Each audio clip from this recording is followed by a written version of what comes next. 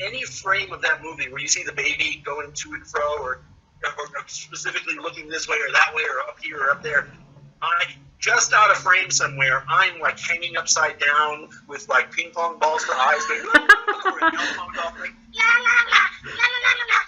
I've got laser pointers. I dressed up in clown outfits. I mean, whatever I had to do to get the babies to pay attention. You like that?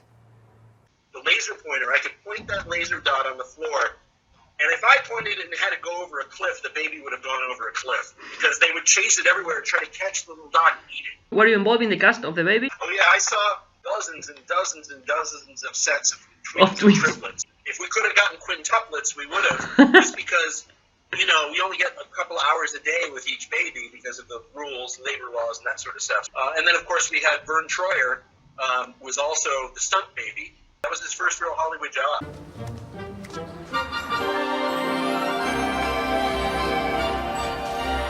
Casting was really interesting. I mean,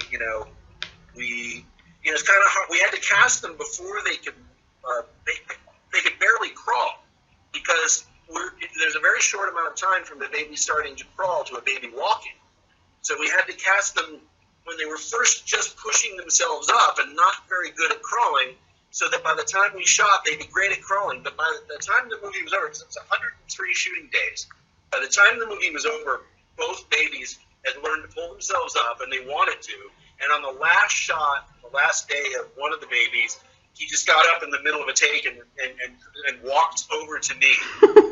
And on film somewhere, it's as cute as could be. I was crying, you know, and then the dad and mom are crying because their baby's first steps aren't to them, it's to me. How was doing the stunt scenes with the babies? So because there are like many physical gags that require like punching something or putting the baby somewhere. So how was doing that? You know, there were so many interesting things. Like, we wanted to use the real babies as much as possible, but obviously there were certain things we just could not do with them. So it was a real interesting combination of Rick Baker and his audio animatronic babies, and then Vern Troyer in a Rick Baker costume, and then the real baby. I mean, the good news is that John and I were proficient enough at green screen gags to be able to do certain things where we literally had somebody in a green suit holding onto him and like plopping him on the roof of the elevator, you know, or sliding him down the girder safely. But boy, it took months and months and months of real careful planning and trial and error. We used to get letters all the time from people who saw the movies.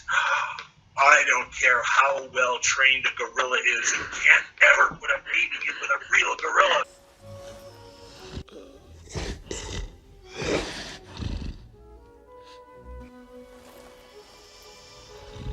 Not real gorilla.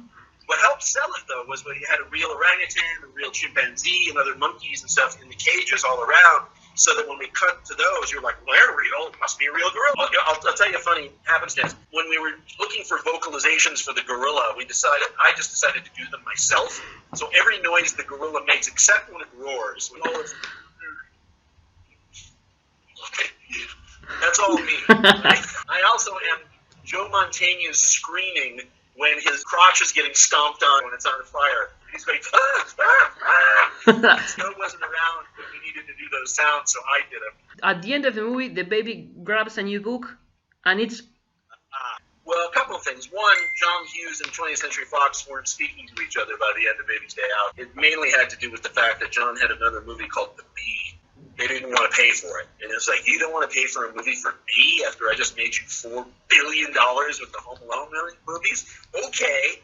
And the movie, frankly, in America, Baby's Day Out tanked. It didn't make any money at all because, well, they released it the same weekend as The Lion King.